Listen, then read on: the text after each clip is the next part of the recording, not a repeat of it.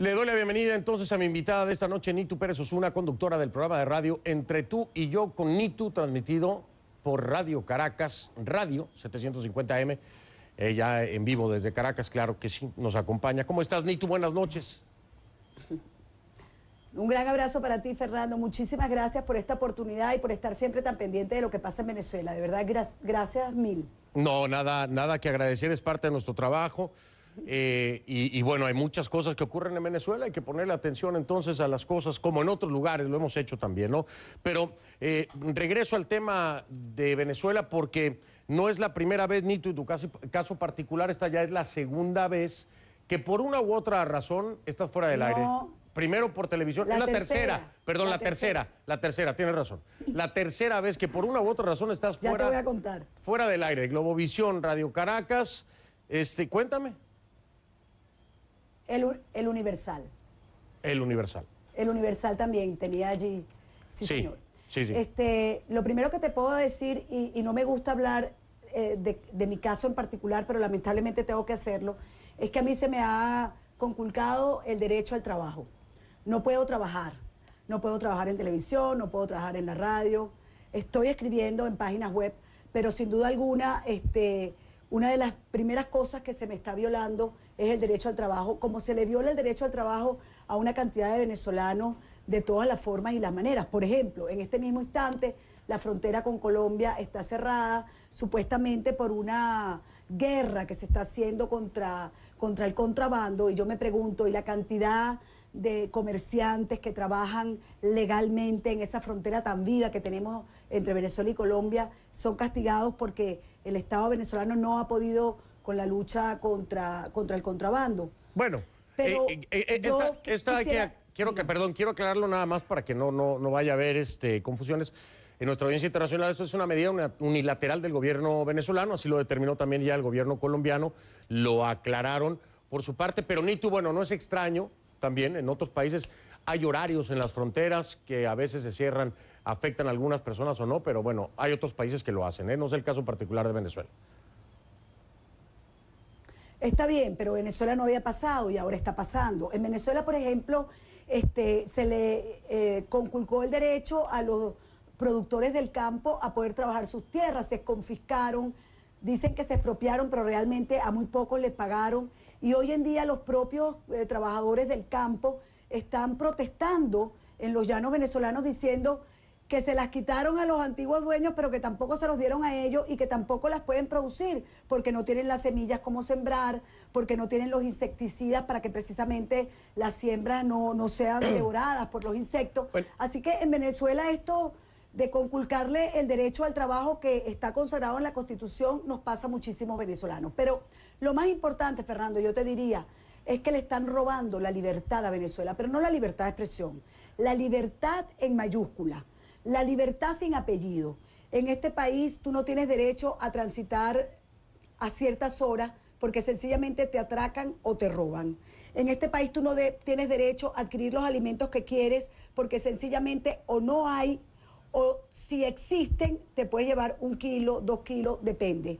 En este país no tienes derecho a la salud porque las medicinas escasean. Te tengo un dato gravísimo. En los últimos 5 meses, 950 personas han sido amputadas de sus extremidades porque no hay los insumos necesarios. Hay una cosa que se llama STEM, que es necesario precisamente para evitar el amputarle un miembro a un venezolano. Estamos haciendo un país de minusválidos.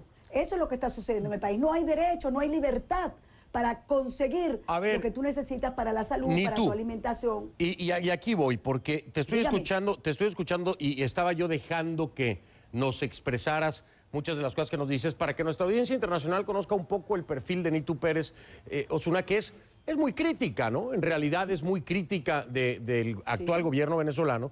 Y muchos se preguntan aquí, Nitu, y yo te lo pregunto como colega, ¿se ha perdido la línea de la noticia, el editorial y la crítica, o se quiere eliminar completamente el editorial o la crítica? Porque hay señalamientos muy fuertes, Nitu, por ejemplo, donde dices tú, y tú me dices si no lo dijiste, es un fragmento que está citado en la página de Conatel del 26 de marzo de 2014, donde tenías invitada a María Corina Machado. Y entonces en algún momento tú dices, yo no sé si el alto mando militar tiene hijas, mujer, madre, es más, no sé ni siquiera puedo saber si saben lo que significa ser mujer. Y empiezo por la ministra, que ya no sé ni lo que es. Me parece que esto ya no tiene nada que ver con periodismo. ¿No te parece que es una agresión directa al género de la ministra? Mira, Fernando, déjame decirte que yo no he podido revisar esos audios. Lo que hice, debo decirte aquí que lamentablemente el fin de semana, mientras pasaba todo esto, había muerto mi consuegra. Y realmente todas las noticias me vinieron juntos, pero hay que resolver un problema a la vez, ¿verdad? Hoy apenas he tenido el escrito en mi mano y lo tuve en horas ya del mediodía y lo he estado leyendo. Acabo de pedir todos esos programas para revisarlos, porque te tengo también otra información. A mi compañero Iván Ballesteros, que también le han sacado el programa temporalmente de la radio, pero ya la temporalidad lleva 3 meses, nadie le contesta. Él se puso a revisar todos los audios y resulta que, ponte tú, de 40, 37 no eran reales o estaban fuera de contexto.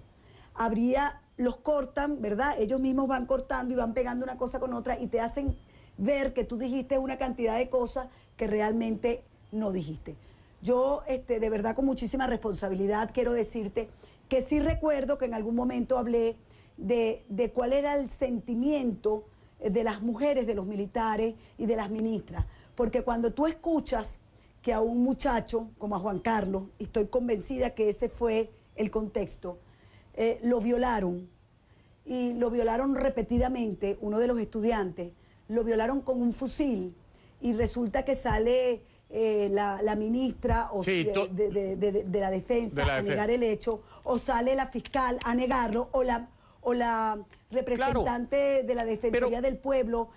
Pero la pregunta... uno se pregunta, ¿tienen hijos? ¿Quiénes son? Claro, ni tú, completamente. Nosotros reportamos, bueno, tú sabes cuánto he cubierto yo el caso de Venezuela, pero aquí viene la pregunta, claro.